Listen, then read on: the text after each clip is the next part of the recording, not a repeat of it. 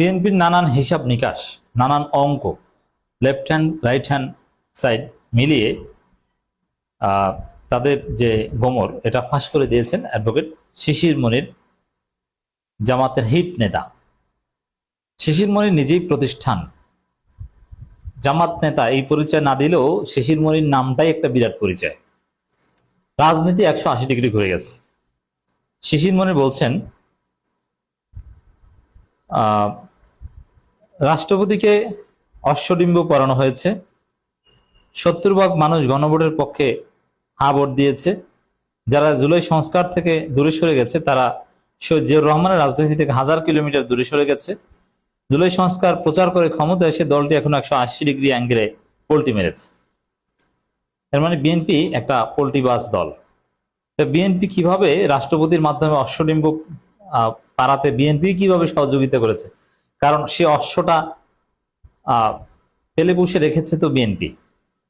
ডিম পাড়িয়েছে ইউনূস, কিন্তু সে অশ্বটাকে খাওয়া দাওয়ার ব্যবস্থা করেছে বিএনপি সরকার বা বিএনপি দল হিসাবে। আরো নানান রহস্য যে কিভাবে বিএনপি পোল্টি মারলো, বিএনপির হিসাব নিকাশ কি, নির্বাচন আগে বলেছে কি আর এখন বলেছে কি, এতে বিএনপির মৌলিকত্ব কতটা ক্ষতিগ্রস্ত হলো এবং তাতে বিএনপি নিজেরা দল হিসেবে কতটা ঝুঁকির মধ্যে আছে, এই সমীকরণ অ্যাডভোকেট শিশির মনির পুরো জাতিকে বুঝিয়ে দিলেন অঙ্ক কষে। এর এর আনসার, অঙ্ক শেষে আনসার লেখেন না, এর আনসার হচ্ছে বিএনপি একটা পোল্টিবাজ দল। কতটা পোল্টিবাজ? 180 ডিগ্রি পোল্টিবাজ দল। জ্যামিতি করেন না, জ্যামিতিতে হিসাব নিকাশ করে শেষ পর্যন্ত 180 ডিগ্রি বা কত ডিগ্রি কোণ এগুলো বের করা হয়। তো বিএনপি 180 ডিগ্রি পোল্টিবাজ। এটা হচ্ছে শিশির মনিরের অঙ্কের ফলাফল। এটা জাতির বোঝা দরকার। তো এখানে এই কথাটা খুব ইম্পর্টেন্ট যে জুলাই সনদ সংস্কার থেকে দূরে সরে গিয়ে মূলত জিয়াউর রহমানের রাজনীতি থেকে 1000 কিলোমিটার দূরে সরে গেছে। আরে জিয়াউর রহমানকে ইশারা ইঙ্গিতে স্বাধীনতা বিরোধীদের সাথে অ্যালাইন করা হয়।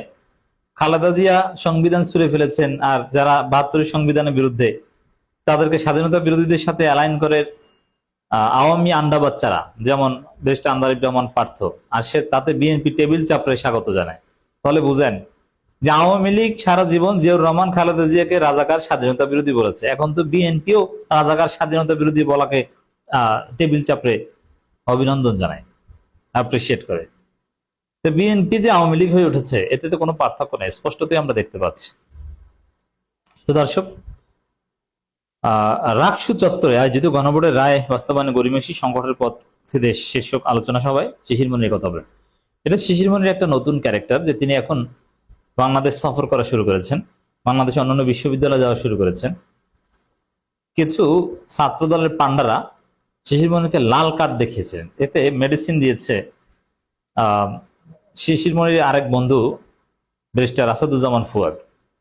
তো দর্শক, যদি এই যে এদের মাথায় সমস্যা আছে যারা লাল কার্ড দেখাচ্ছে ছাত্রদের, যদি ওদের চিকিৎসা দরকার হয় রাকসুর ফান্ড থেকে ওদের পাবনা নিয়ে চিকিৎসা করানো যাবে, এই প্রস্তাব দিয়েছেন ব্যারিস্টার আসাদুজ্জামান ফুয়াদ। মজার বিষয়, ক্ষমতায় বিএনপি, কিন্তু সাধারণ শিক্ষার্থীরা কেউ বিএনপির সাথে নাই। রাজশাহী বিশ্ববিদ্যালয়ের 2-4 জন হতাশাগ্রস্ত গাঁজাখোর যুবক লাল কার্ড নিয়ে শিশির মনিরকে ঠেকাতে যায়, আর সাধারণ শিক্ষার্থীরা পঙ্গপালের মতো শিশির মনির প্রোগ্রামে আসেন এবং হাঁ করে বসে বসে শিশির মনিরের বক্তব্য শুনেন। এই হচ্ছে অবস্থা। শিশির মনিরকে ঠেকাতে যে শিশির মনিরের এই প্রোগ্রাম আরো বেশি আলোচিত হয়েছে, যদিও শিশির মনির নিজেই এমনিতে আলোচিত। রাজশাহী বিশ্ববিদ্যালয়ের মর্যাদা বেড়ে গিয়েছে শিশির মনির সফরের ফলে।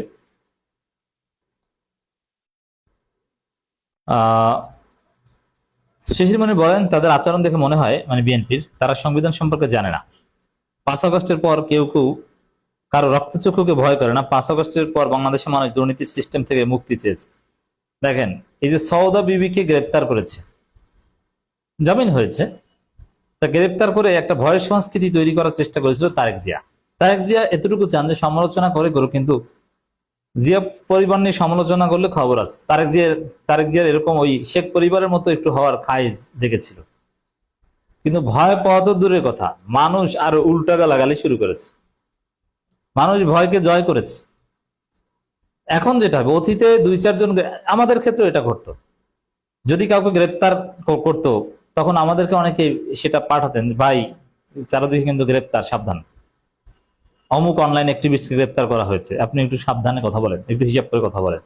এরকম একটা ভয় সংস্কৃতি আসলেই আওয়ামী আমলে কাজ করতো, আমাদেরকে অনেকে এই ভয় দেখাতো। কিন্তু এখন বলে আপনারা আরো বেশি বলেন, আরো বলেন, আমি বলছি। মানে যে গালি দেওয়ার কারণে, গালি তো দেয় নাই, কথার কথা, যে সমালোচনার কারণে কেউ গ্রেপ্তার হয় ওইটা সবাই বলে যে আমি বলছি, এখন আমাকেও গ্রেপ্তার করেন।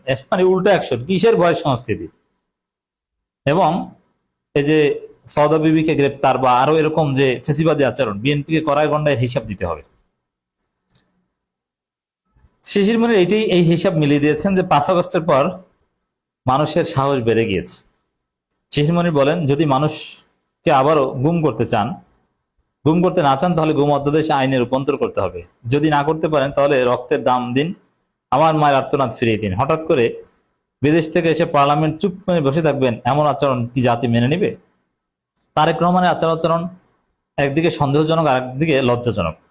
কারণ তিনি কেমন প্রধানমন্ত্রী? অযোগ্য প্রধানমন্ত্রী, কথা বলতে পারেন না, সংবিধানের ব্যাখ্যা দিতে পারেন না, সংসদে আর একজনের মাধ্যমে বলান, মনে হয় যেন তার মুখের ঠাডা পড়েছে। মানে এটা তো হয় না। আর চুপ করে বসে থাকবেন কেন? মানে কি করা উচিত কি উচিত না এটা বলতে পারছেন না। না, এই যে প্রতারণা করবেন, বেকায়দায় করতে হবে। যে বিষয়ে আপনাদের কমিটমেন্ট আছে ওটা বাস্তবায়ন করেন।